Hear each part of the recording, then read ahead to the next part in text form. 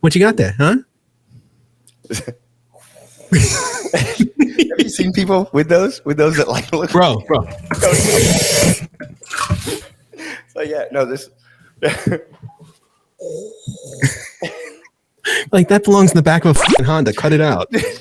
Dude, I saw one and I was like, I can't. No, this isn't true. But it's like a vaping competition, and they were like meeting in, the top one was meeting in like Columbus, Ohio. So it wasn't up to par yet, but it was like this following this one guy. It was so riveting. I couldn't stop. It was such a train wreck, but it's so sad that I say that. You watch these guys and they do the tricks with the vapor and. And they end up looking like Dragon Ball Z characters, like trying to do a Kamehameha. And you're like, dude, I've never seen a strawberry scented Kamehameha before, but that was amazing. Was it level 10? That's right. It's Kamehameha Captain Crunch. It's so, and it was it was like biggest bubble or biggest whatever, not bubble cloud. And these guys are like, man, they are straining their lungs. They are not healthy. Just by look, and you got an image, and the guy that they followed the whole time, he lost. So I was like, They're going to have to keep stepping up. And one day you're going to see someone just inhale this huge amount of a gigantic atomizer. Nothing's going to happen. They're going to walk away and there's going to be smoke coming out of the back of them. That's going to be their trick. That's it. Yeah, but then like, he's going to be like that. David Banter. Right, he ran the 1 minute mile, then everyone could. Wait, right? Wasn't David Banner a rapper? Wait, Bruce Banner was Hulk. No, that's the Hulk. Yeah, David Banner. No, David Banning. Wait, who was the guy who ran the Michael Banner? John James. Phil, can we get an assist on this? Jingleheimer Smith. Can we get a jump in? Was this Don Knotts we're talking about still? Can we get someone bust a Googs on this? Can we crack a Google? Mr. Furley. No, Mr. Furley. Mr. Furley. Who? Roger Bannister. Matt Bannister. First 4 minute mile. Is that what we're going for? That's what we're going for. Okay. Right, it's gonna be, and then Jamie. Thanks, Jamie. Phil, Jamie. But yeah, so like no one could do it, and then he did. Right now, high schoolers are running a 4 minute mile, right? So that one guy who's just going to inhale it and survive, they're going to be like, oh, we can all do that. These are new tricks. Whole nother market. Whole nother genre and channels of YouTube. So great. I tell you, I'm off of this stuff for a full month as of this Friday. So I'm pretty happy about it. Yeah, I good for you. Got off of nicotine out of nowhere, like cold turkey, and threw out my vaporizers, my liquids, everything went in the garbage, and I haven't thought about it since, which is kind of crazy to think about now that I'm saying it out loud. Wow, that's awesome. You haven't thought, I hope I'm not, forcing a relapse or pushing a relapse. Good. No, good. I think that realizing the cost savings of not vaporizing made a difference, because it's about $400 a month when you get down to it for me. Sheesh. Well, on. That's a whole. That's a lot of money. That's a loan note. That's a decent car payment right there. As my dad would say, that's a car note. Do you know anyone who says note anymore, like a house note? The only time I've heard someone say like a note is like on a reality show about like repoing cars. That's where you hear it, and it's never the repo person. It's always the person who owes money. Which makes you think that they've been owing money for so many years that it's been like since the 1970s when that was a term that was actually used. You've owed money for 50 years in that Toyota Corolla, and it's only from 1982. How the hell did you do that? How the physics on that work? He's like, well, I've been paying my note on my jalopy. All right, well, go ahead, put your banjo in the trunk and get out of here. Get on out.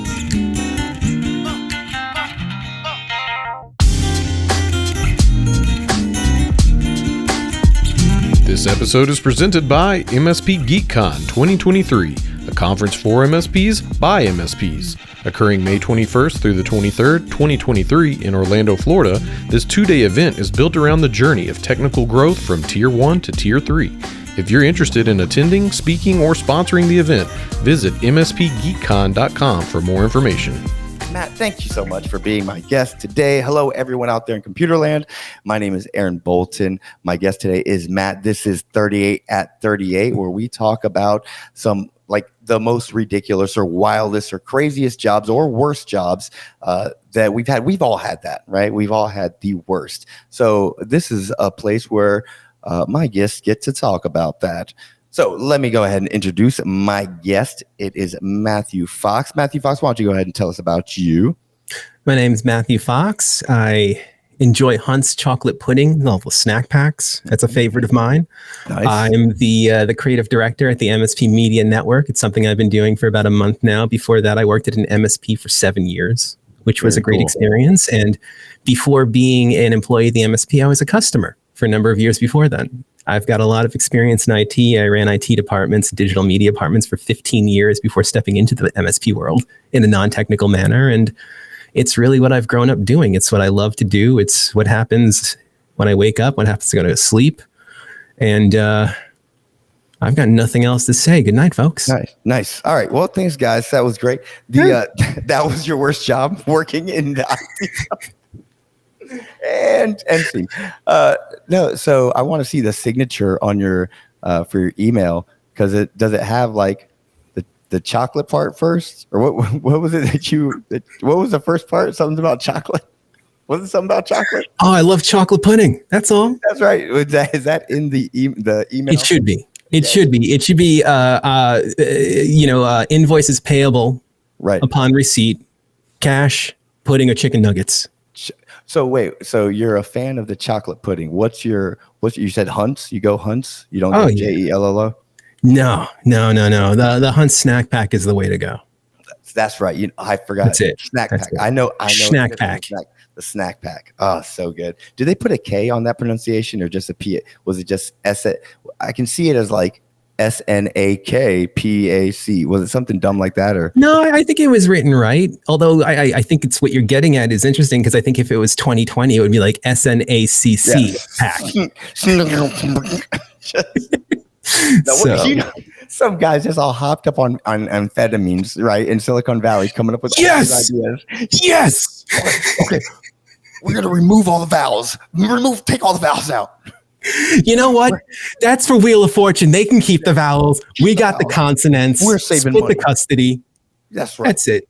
See, now that's the problem, though. When you get snack pack and it becomes SNKPK, it sounds like a punk band. That's right. Well, is this MXPX? Is this snack packs? Who are we listening to tonight? That is an opportunity, though. Somebody can jump on it, ladies and gentlemen. Go ahead and grab that band. That one's name. Free. That one's free. Ooh, nice. Sounds like a good snack to me. Get the app, guys. Get the app. You can only get it from Netscape. So make sure to get on Netscape and get your apps. Awesome, Matthew. Just wondering, how many jobs have you had? I know I haven't asked you about this before, but just wondering, do you ever have a give or take roundabout number? Do I have a tally? No, but I'd say it's probably about 6. I've worked in a lot of places, pretty long term. A lot of jobs I tend to do 5 years or more at. Very cool. Yeah. My first job was at 13, and nice. I got removed from that as soon as someone reported me as being a 13-year-old operating a lotto machine at a stationery store. Wait, is that your best story? That's one of them. That's one of them. Wait, keep going on that one a little bit. We'll get into your best story in a second. I'm 13. I'm working at a stationery store. They're letting me do whatever I want. I'm stocking shelves. I'm taking care of the cash register. I'm selling cigarettes to people. They know I'm doing it the right way. I'm taking care of things above board, even though I shouldn't be doing it at all. Not operating the lotto machine. Lotto machine's the coolest thing to work with, by the way, when you're 13. All those buttons to click, all of a sudden you start realizing that there are codes in the back of the scratch-offs that explain whether they're a winner or not and what the value is. You're not supposed to know any of this stuff, especially not at 13. But, that was something I did for, I don't know, a good 8 or 9 months before someone reported me, and like a commissioner from like the lotto or whatever came in. They're like, how old are you? I was like, I'm not 18 if that's what we're getting at. I mean, let's just fast track this conversation. We don't need to play around. Okay, exactly. No teasing here. Let's not tease. All right. Yeah, that's not the best story. That's not the worst story. That's just how the career began. Right? That's good. I like that. Well, guys, you know how this is. We first start off with the guest story, and then the guest gets to pick one of the quotes that I provided, and each quote pertains to one of my 38 jobs. So, Matt, take us on this beautiful journey of your worst and or ridiculous job. Worst and or ridiculous job. I don't. How about if you start off with I don't have one, I'd be like, bro, this is. I worked for Beck for a while. I was waiting for a reaction on that one. Let's And let's dig into that. So what's going on? What's that about? For a short period of time, I was the senior developer for The Blaze. That was Glenn Beck's media outlet. It's very politically charged kind of a thing. And it's back in the news lately. I just saw something. It's not something I try to follow. Not something politically I follow, but I just saw The Blaze is back in the media for something hot. I don't know. I'll have to look it up. You know, it used to be a cable station. Yeah, the website, there was a radio show, there was a lot going on with the place. But I was only there for about 2 months. Wasn't a fan. I tried to keep politics out of the work, and you would think that going and working at a publishing company that's focused on politics would be a bad idea. But in most cases, you can keep the two separate. Right. Unfortunately, there it wasn't possible. So it was an easy get up and get out of here kind of a situation. Oh man. But, yeah, that was a weird place to work at, though, man. I mean, good people, but everything was so politically charged that when you go into a place and you're creative and you got the mustache and you're me, everyone's who is that guy? You know, like, is he a threat? He was sent by the liberals. Somebody get eyes on this guy. He's wearing blue underwear. I know it. But so yeah, that was an interesting experience. It was short-lived, but I think it was a good one, because when I was done working there, I didn't know what I wanted to do. And I got a phone call from the CEO of Valiant Technology, the MSP that I worked at for 7.5 years before coming to MMN. And it was one of those phone calls where he's like, "Hey man, just want to see if you're alive. How are you doing?" I said, "I'm good. I don't know what I'm doing with myself right now. I just left the job." And he goes, "Well, the hell with that. Just come in next week when we're going to give you a job. That's it."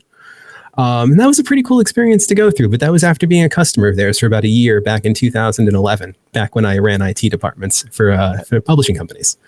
So that's pretty cool getting that call when they call it, "Hey, we've been searching for you. You've been on our mind lately."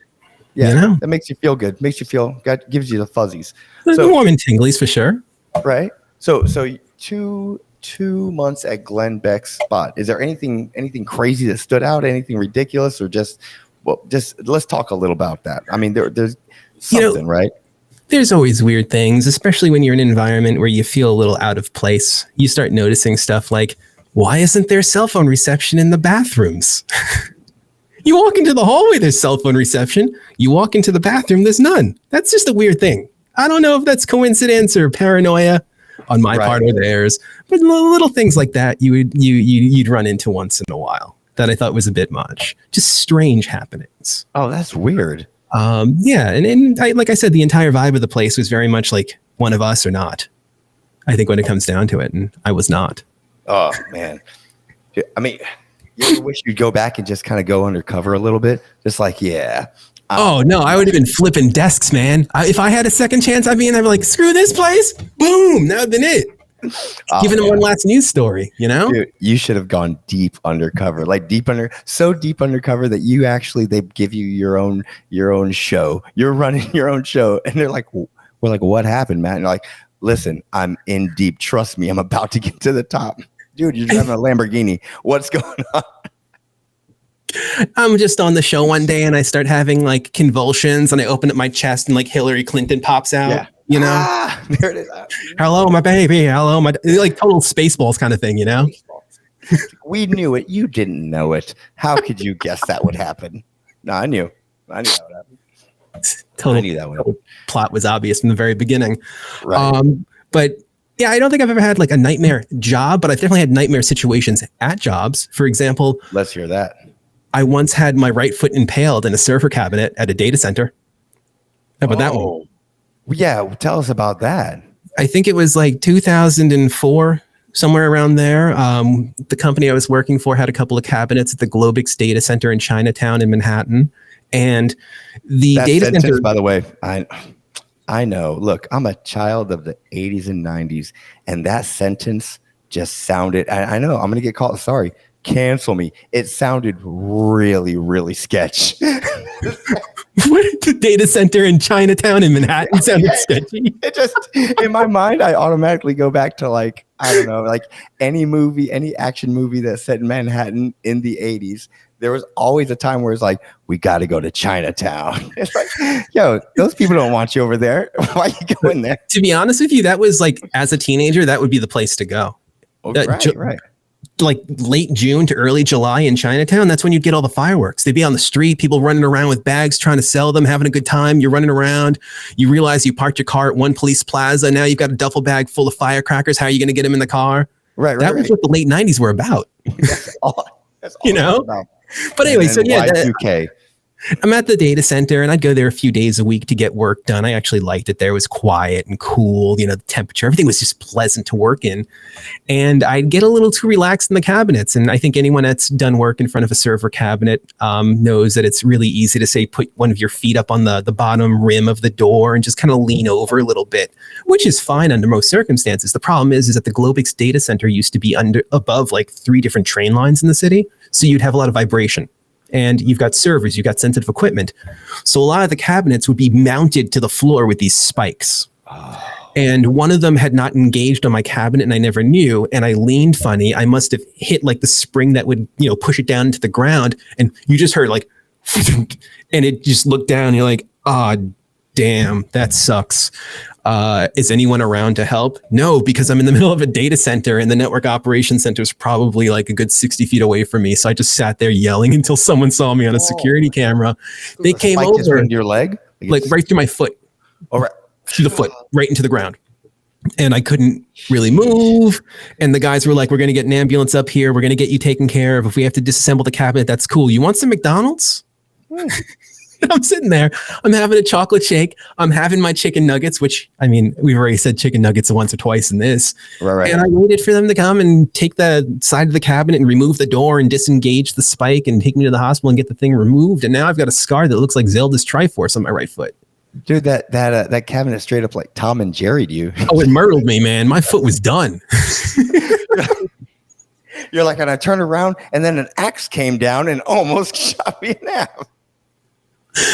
It was this compact. It had a switchblade, and I was like, "What the hell? What's going on?"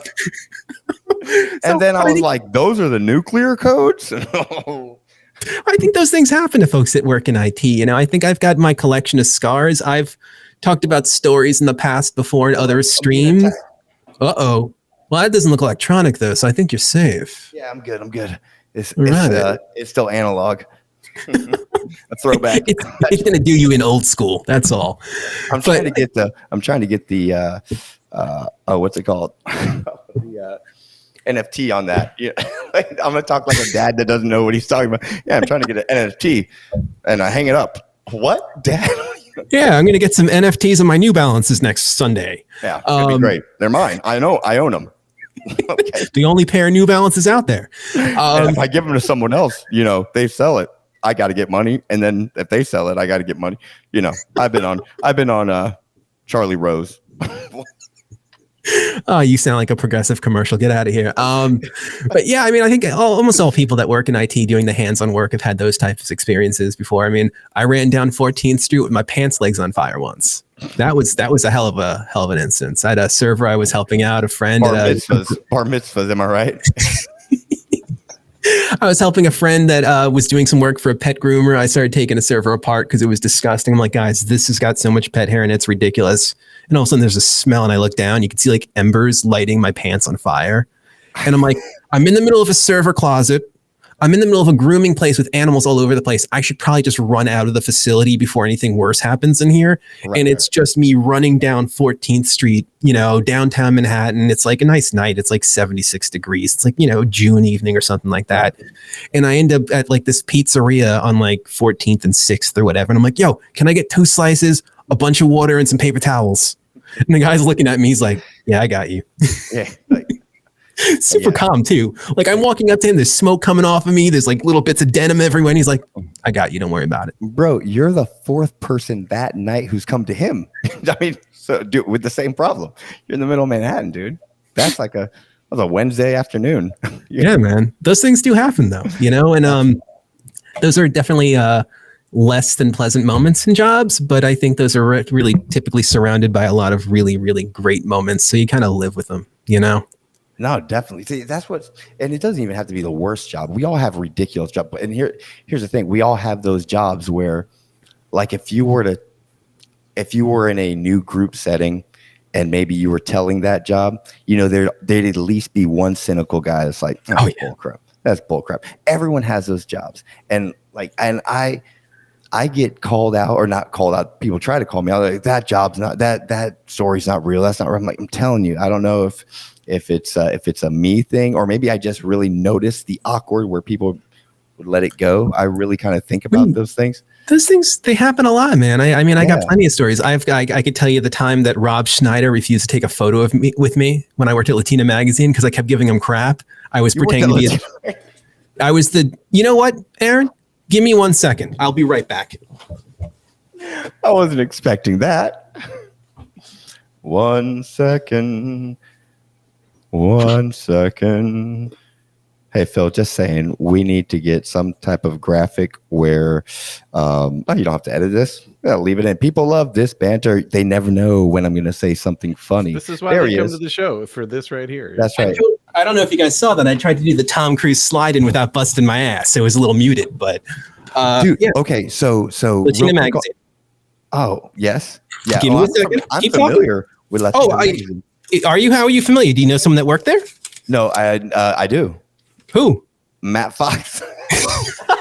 That guy's a jerk, though. He's conceited. He's egotistical. He doesn't know how to speak to people. That's what I don't know if you've ever seen him eat a bowl of cereal. It's disgusting. But here he is. I don't know if you could see that. Hold on. We're gonna get this right. Without facial hair, right there. Dude, my wife reads Latina Magazine, so I'm gonna be like, I know that dude, and she's gonna be like, shut up. And I'm like, no, I know that guy. And then tell her I said thank you for helping to pay a portion of my mortgage for 5.5 or 6 years. That's what we like to do. Appreciate it. That's what we do. That's our that's how we donate and give back. What have you donated? I pay my taxes. That's not the donation. I pay my taxes. That's so great. Awesome. Matt, that was some great story. I like the story. I love it. I want to, and we always ask, I always like to ask, what, if anything, did you learn? What lessons learned did you have? What, from your experience, from your ridiculous experience working, getting spiked, getting caught on fire, something that you were able to take away is like, hey, from now on, I'm doing this. I think it taught me to roll with the punches. And I think that if anything, over the course of my career, I've learned or taken away or have tried to pass on to other people, it's do something, make a mistake, do the right thing, just take action in one form or another. Don't be satisfied with inaction, do something. That was told to me by a man, Gary Giscombe. He was an IBM employee for many years, and he worked at Amnesty International and Revlon. And, he was the CFO of the nonprofit I got my start at years ago, and I think that was the most valuable piece of information anyone ever gave me. And it was also incredibly simple.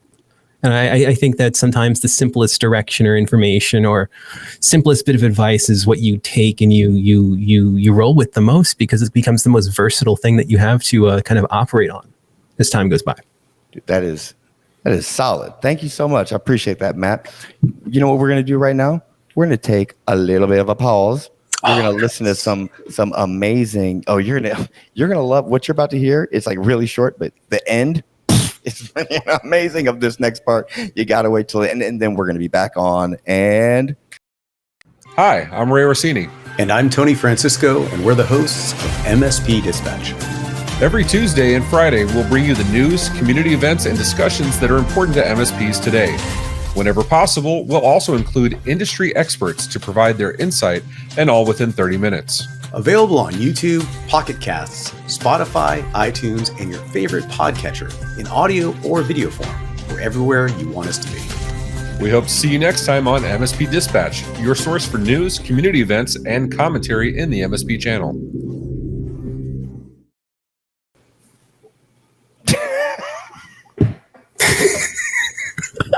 You weren't expecting that, were you? No, I saw it earlier, but I didn't know you had it on the ready. That's so great. What did Phil say? All right, and we're back. Now, Matt, wasn't that awesome? That what we just saw? We just saw life changing, life altering. You know what I hope? I hope it's just like someone squeezing like a rubber chicken. Just I think I just saved 15% on my car insurance. That's what I do. Geico, Progressive, both of them. All of them. All of them. So we do 16%. Oh, jerks. Awesome. All right. So, Matthew, you have selected a quote from a list. I do not know what that quote is, but when you do tell me the quote, I will then tell you right off the noggin what that job was about, and we'll talk about how ridiculous it is. Go for it. The most famous customer, I believe it was, that you had that showed up on Cops twice. Yes. That is one heck of a string of words right there. Absolutely. Our most famous customer has been featured on Cops twice. So here's the funny part about this. So I'm talking to my mom tonight, and I was telling her about I'm having to do the recording. She's like, "Oh, what recording?" Like, "No, Mom, I told her before, I'm like, the podcast and stuff." She's like, "Oh, I haven't seen one, and I haven't seen them. I've know you talked about them." And I was like, "Yeah." I said, "I have. I did an episode of her when she had a grocery store. We talked about that." And I said, "Yeah, Mom, I talked about that." And she's like, "Oh, that's so funny." And then I said, "Yeah, another one." I said, and I was explaining to her the quotes, and I actually used this quote. And because she was like, "What?" And then she laughed when I told her, reminded her this story. So back in, it was 1995. I think it was 1995, 1996, somewhere around there. My mom owned a beeper store. Like, yeah, legit, guys. Was it like a place that had a name like Cheaper Beepers or something like that? Oh, you wish. So I'm actually gonna double down on this one. There's gonna be two here because my mother in her previous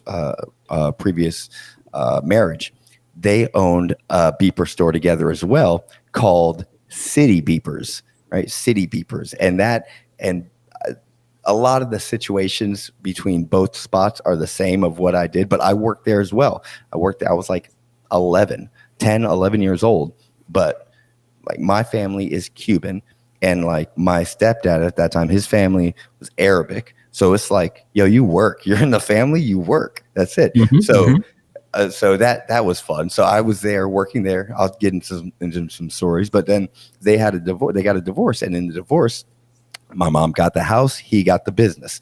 My mom gets the house, and she says shortly afterwards, "I want to open up my own beeper store," which is like, I'm gonna do my own beeper store. So she opens up. She opens up like a few miles, like 3 miles down the road. Like legit competitor on purpose. By the way, the only thing I haven't heard so far is your mom being like, "You know what? We're not doing beepers. We're doing pagers." Oh, alpha numeric. What? I wish, but we did pagers. That was the thing. We did pagers, but the one she opened up was called Thunder Beepers. And it's not funny. The names aren't funny. It's just, wow, talk about a sign of the times, right? Like, there are beeper stores, then Thunder Beepers, City Beepers, Thunder Beeper, that we're going to take you out. It was so great. Oh, man, is urbanbeepers.com available? Oh, that needs to be Urban Beepers. We're going to throw back in beepers. It hasn't been registered. We could do it today. We could stop this whole thing, say, "I quit," and start urbanbeepers.com. What do you guys say? Phil, you in? Are you in? What's the product? Are we selling old beepers?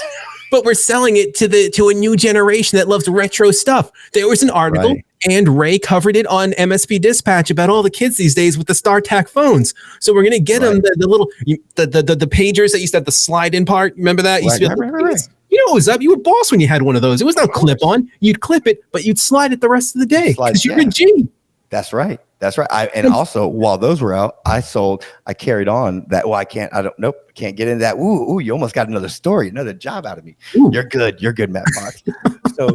So this place at the City Beepers, right? It would just, imagine this, 11 years old, 10 years old, and people are coming in and they're buying, they're paying their bill, it's cash, they're coming in paying their bill. They are buying beepers that come with contracts, and these are expensive items, and they're paying $400 or $500 for these beepers. and then they're signing contracts, legally binding contracts, like if you don't pay, and then they're also, all right, so that the admin, that all that stuff, right? And this guy at 10 years old is handling all of that. And he's like, and he keeps, the customers always look over at my mom like what is this? Yeah, wait. And my mom's like, go do it. Yeah, no, sign it. And I'm like, sign right here. So I'm like, me short, portly, and I'm like, like barely reaching the counter. You're just slapping the contract and the pencil up on the counter, sliding it over.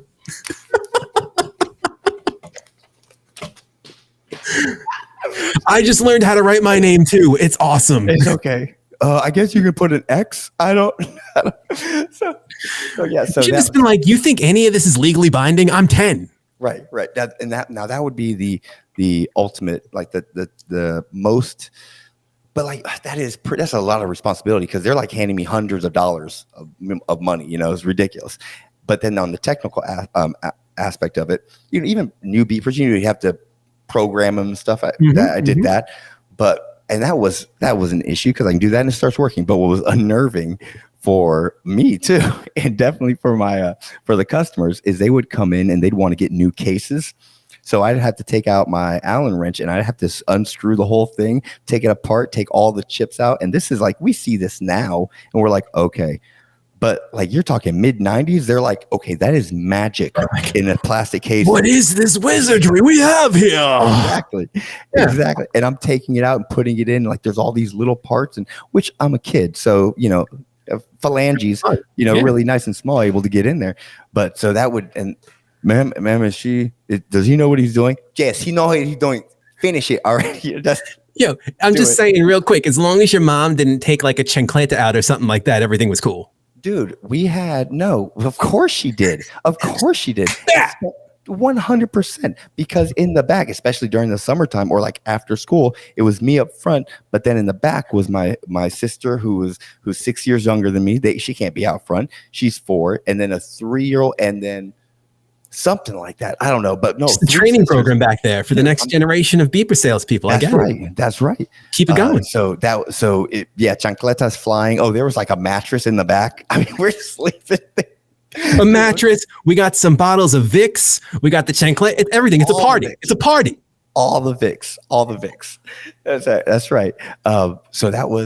So City Beepers, that was basically, and I did all those things also at Thunder Beepers, but Thunder Beepers, at least I was a few years older, so they were still like, this is kind of sketch.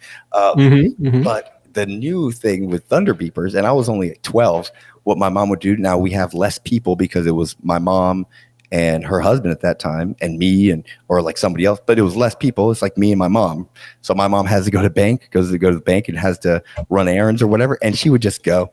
And I'd be like 12 years old in there for a couple hours, like a few hours, no change, because that's why my mom went to the bank. I don't know what to tell you. So very awkward. You're like 12. You've got a VHS of like WrestleMania 4 playing next to you. Someone comes in saying they need a new pager, and you're like, hey, hold on a second. The Undertaker's about to tombstone this guy. You're going to have to wait. 1 second, and oh no, he raised his shoulder.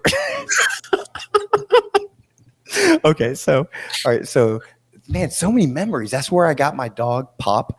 I had Pop for many years.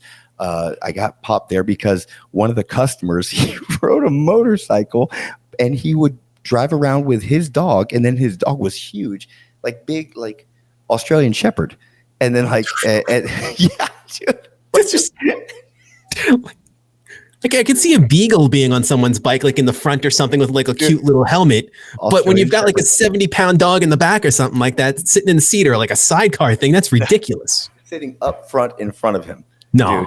Dude, it's so ridiculous. So then we didn't see her for a while because she gave birth to some puppies, and he came by and was like, hey, I brought you guys one. And my mom was like, what? Yeah, I just brought you guys. Thought you guys would want one. Yeah, have a dog. We got a dog. So that is when AOL, when internet happened. Mm-hmm. That is when internet happened, and we had AOL. You've got mail. We remember that, right? Oh, I was a big troublemaker on AOL back then. I got a lot of friends nowadays who are from back then. Some of them done well for themselves, and some of them run MSPs. All right. So that. So when AOL first popped off, we had that, and for the business, but we understood, I understood. So, did you have like thunder beepers at AOL.com? Yes, of course. Nice. 100% we had thunder beepers. Oh wait, was it? It was. Was it like you ran out of that? So it was like XX thunder beepers XX at AOL.com? Dude, this was the beginning of the internet. We could have had beepers.com probably. We could add that. So what I would do was I would like kill up the minutes. I would kill up the minutes because that's how it worked, right? It was like you can have minutes on AOL or a certain number of hours. So I would kill those hours because I would go to mtv.com, and then you can go to the chats, and then from chats you can go into cities, and I'm in Tampa, so I would go to Tampa chat, and immediately it's ASL, the age, sex, location. A/S/L, yeah, man. Check. Let's check. Okay, cool. Oh, okay, cool. So how old are you? I'm like, you're 16. I'm 16. I'm like 12. I was like, dude, I would try to get with, because I was short and fat. But I was funny, and I was always, oh, you're such a good friend. You're my best friend. I was that guy, right? I was that guy. Yeah. Oh, dude, I was that guy until like 4 weeks ago. I was that guy. I was that guy till I saw that movie with Tony Robbins where he did that cameo, and I was like, "Fuck all this." I was like, I'm Gwyneth Paltrow. Oh God! All right, we were both making Shallow Hal references. Beautiful. Right here. So I would talk to girls, and then I would finally get like their phone number, and we talk. And dude, so that was like early online dating. Like I got a girlfriend from doing that.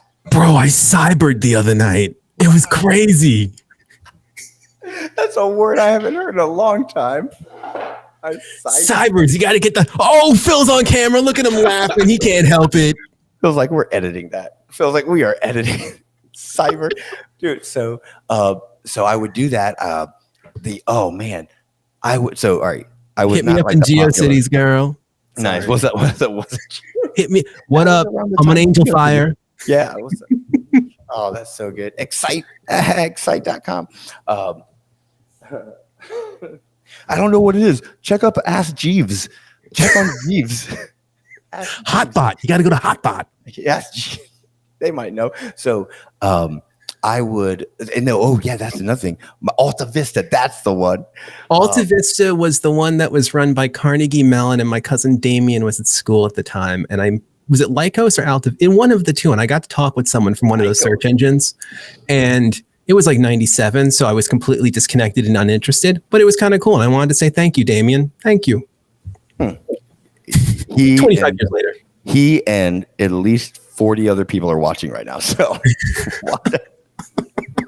40,000. So I would spend the night. Oh, okay, yeah, that's right. I got to get to the cops. Bad boys. Okay, I'll get to that. That's going to be the last story, but the story right before that was I was not a popular kid in school because in 8th grade, because I was got made fun of a lot. But I did have a party, and I was like, I'm gonna have an end of the year party, and my mom had bought me from some swap meet somewhere like a word processor, like the little screen, like the AT&T word processor. You type a bunch of stuff, and all of a sudden it starts typing for you, and that's basically all it does. No, I don't know what that is, but that sounds awesome. No, this is just like an electronic typewriter. Yeah. That's basically all it is. And it prints up, right? Okay. So I printed up on that, and you were able to get like big graphics in there, and it was called Aaron Bolton's End of the Year Bash. It was so corny. But here's the thing. This is where it'd be so cool. It was after hours in the back of the beeper store. Oh. So no parents, dude. And like 5 people showed up. Oh, and I also put on there Cuban sandwiches. And so people showed up, and they were like, this is turkey sandwich. And I said, no. It says Cubans sandwich. I'm Cuban and I made sandwiches. This is the Cubans. I got you on that technicality, but you're here. You're here. That's what matters. That was the first time I did like a spin the bottle. We did all the most stereotypical Disney show kind of things, right? The spin the bottle, murder the neighbor. Dance with everyone gets up and dances at the same time when music just starts playing out of nowhere. Exactly. Jaleel White showed up and he was like the life of the party for about 10 minutes. Right. My mom showed up and I was like, yeah, whatever, Mom. And then she punched me in my face. I went home, I cried, and I put my Three Ninjas VHS cassette in and I just dealt with it. Oh, man. A moment of silence. No, wait, he was in Three Ninjas. I'm thinking of Tommy, the green/white ranger. Oh, yes. He passed away a few weeks ago, didn't he? Yeah, he did. So about the cops. Okay, so segue. So one of the this was not the best spot. All right, if you guys remember Tiger King, remember Tiger King? Yeah, of course. Right. Okay. So Cheryl Baskins, that's the way I had to remember her name in my head.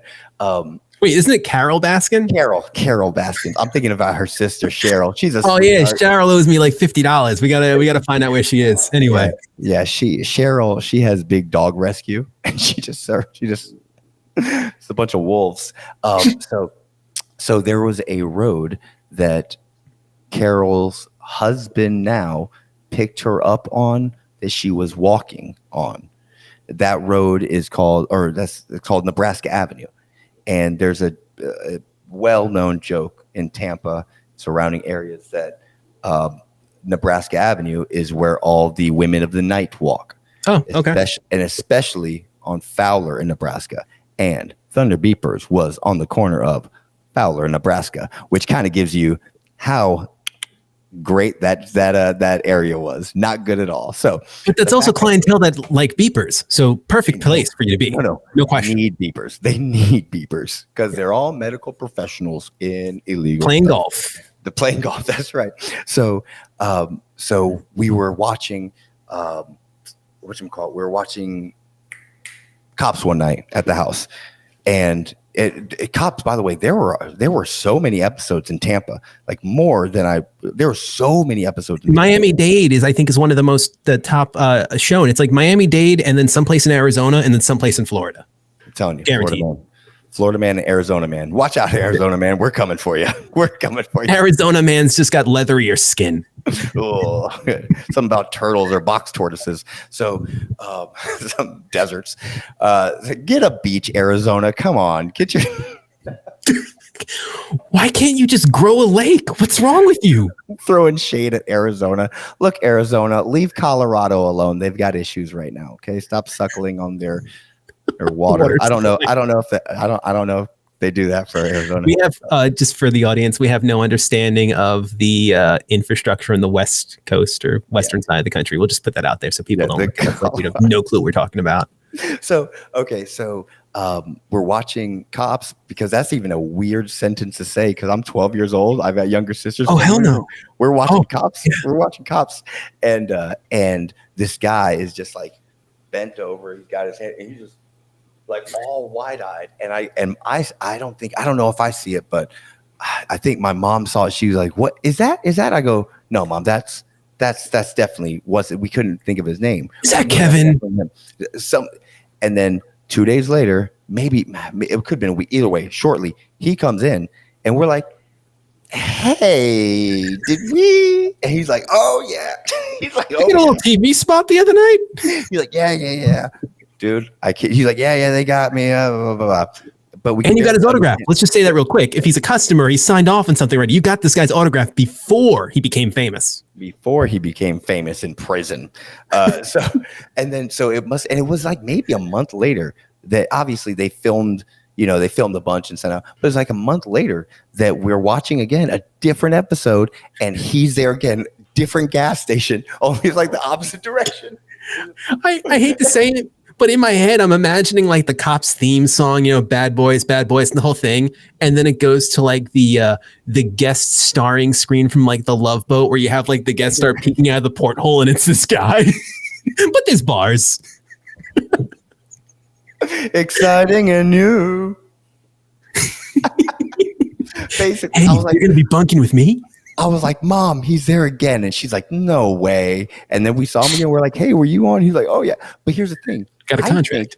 I think he was, while they were filming, I think he got picked up twice, like within a week. And they were like, well, we're going to spread this guy out over time. We can't just. That happens. I once got stopped by the same police twice in a day for completely different things. My buddy Patrick and I were like 15. We're playing with paintball guns in his backyard, which was totally fine, no problem. But his neighbor got paranoid, called the cops. We had 3 police officers from here in Amityville, where I live, like literally descend on the front yard, the backyard, look at us. They realize, hey, these aren't guns. These are paintball, markers. All right, negative on the weapons, like in a little walkie-talkie kind of thing. And they're like shooting them with us for like 15 minutes. They thought they were great. We're done with that. We go and get dinner. We drive his old Thunderbird up one of the main roads here to go to a Japanese restaurant. His Thunderbird's just beaten to hell. We keep like gallons and gallons of water in the trunk because the radiator is about to fail, that kind of thing. I love those cars. We get stopped because one of the brake lights are out. And, the lights go on, the whole thing. We stop. We veer over into a parking lot of like a CVS because we're on a really, really busy road. And we look back and the cop's like, no, go home. Go home. No, not again. Go home. Not today. And that was it. He just kept saying go home until we actually got back into the car and just took off. But that was the same police officer twice in a day. First was negative on the weapons. And the second was just like, just go home. We're done with this today. You no trouble. Don't want to see you. Don't want to know your names. Just go home. Dude, I've gotten lucky like that one time. Actually, no, I don't want to say that. I've gotten really fortunate. I've gotten pulled over a lot, and I've gotten really fortunate because I just am extremely polite. And I'm like, I know I messed up. They just, can you imagine? I tell people this when I like do interview training, right? It's the same concept. What do you think most people say? And do you think they're right? And people are like, no, I don't think they're right. Well, what do you think? They say this. Okay, well, don't do that. Let's shock them. Let's get them paying attention, So what do you think? Cops have to go through garbage all day. I'm sure they can go a whole day without even a hello and thank you, Yeah. So anyways, but I was, it was another job, but this guy was my customer. This officer was my customer, and it was food related, but I was late getting to work. And I was speed. I mean, I'm talking about like interstate 70 miles per hour, and I'm doing like 100. I'm in my Blazer. My Blazer is like getting to 100, and the governor's kicking in and popping it back to 90. Like it's just, and then lights. He came on, and he just lights, just pulled over. I was like, oh man.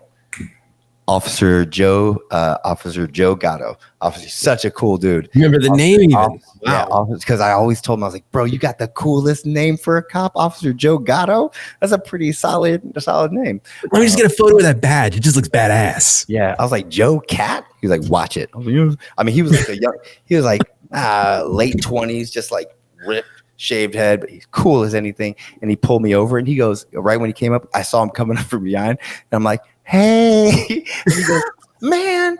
He's like, what are you? Go make my food. And he just pointed at me. I was, thank you. Go make my food. I'll see. So you weren't going fast enough. Yeah. That's what I stopped you for. Go make my. He came in. He was like, I'll have it. That I go, it's on the house. He goes, yeah, it's of course it's on the house. Of course it's on the house. Awesome. All right. So I would say thank you so much for asking about that. Now I'll talk to my mom tomorrow, and I'll be like, hey mom, she maybe thinks I'm just making this up. Maybe she just thinks I'm making all this up. Yeah. So on what did I learn with this? Like if I, honestly, I think this adds to and my mom was really good about that, whether she was meaning to teach this lesson or if it was just through necessity that I was there.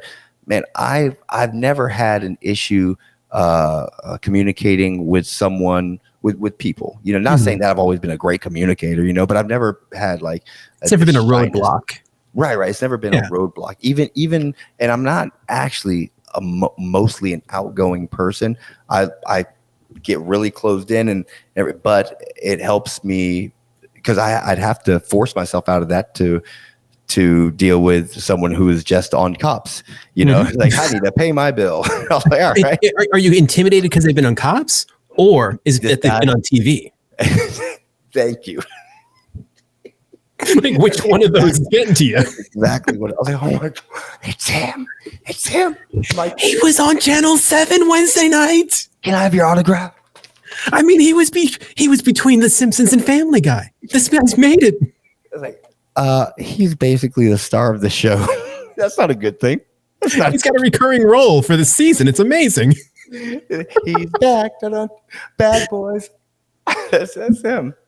Oh, great stuff, man. Yeah, I think that it just helped me with my confidence, especially as a a young kid who was picked on relentlessly, and I was overweight, horrible self-confidence.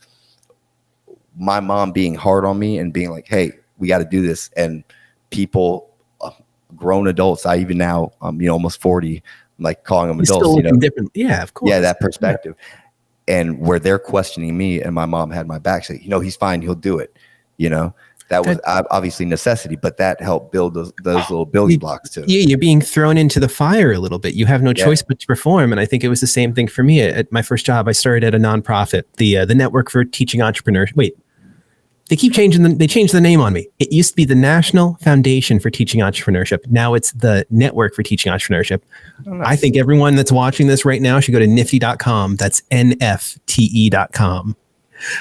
Seriously, sounds like some new age progressive nifty. No, it's NFTY. NFTE. They're an amazing organization. They've changed a lot of lives. They definitely played a large role in mine. But what I was going to say to you was, I got thrown into being an IT director a year and a half into starting my career in IT and running an IT department. And that was one of those situations where it was like, we trust you. We know you can do it. We're going to put you in a situation where you can't do it. Or you can't not do it, rather. Right. And that totally, I think, solidified my ability to communicate and really just kind of say what needs to be said, do what needs to be done. And I feel like it's the same thing. You had it through a family member. I had it through coworkers who saw me as the young kid that could do whatever he wanted to do and believed in me. And I think that we all need people like that in our lives, no matter what age we are. So I guess what I'm saying is, Aaron, I believe in you. Oh man, you know what? I believe in you. And you know what somebody told me years ago, and I've kept on to it, was if you don't believe yourself, that's absolutely fine. I've got enough belief and confidence for both of us. I've got enough confidence and belief in you for you. So don't even worry about it. He's got a surplus. I love it. Overfloweth with confidence. Not my confidence, but it's like a Hunt snack pack just bursting with chocolate pudding of confidence. Where you full just circle. It and just this explodes out. Snack pack. That's right. We are snack pack brothers. We are the snack pack. We are the there was the brat pack in the 80s. There was the frat pack in the 2000s. That's right. And now we're the snack pack. And you know what?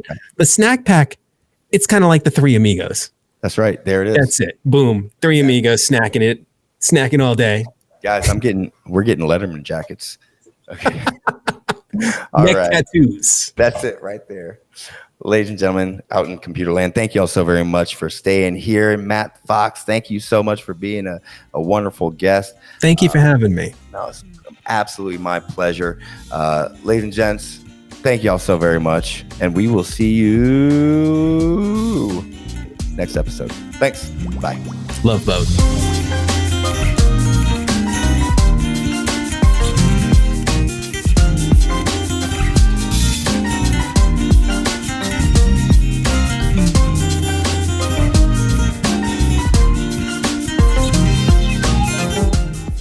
This has been a broadcast of the MSP Media Network.